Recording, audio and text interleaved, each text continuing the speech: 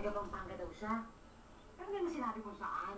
Tapos nag-jeepney driver daw siya. Pero alam mo, hindi ko mo nakikita yung jeep niya.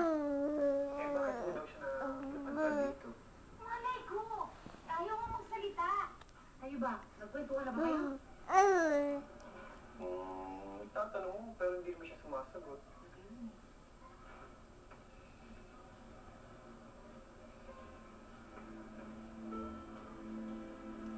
Naku, kung hindi naman dahil sa'yo, hindi ko tatanggapin yun, ano?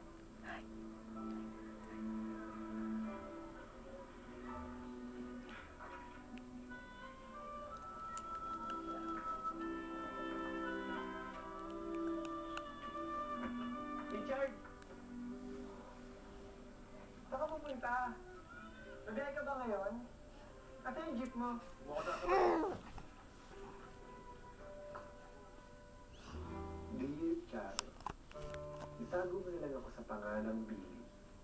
Lumaki ako tinuto, nilalaman, maging masariling pamilya ko.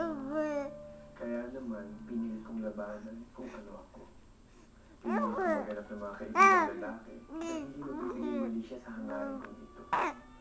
Hanggang sa makilala ko si Richard.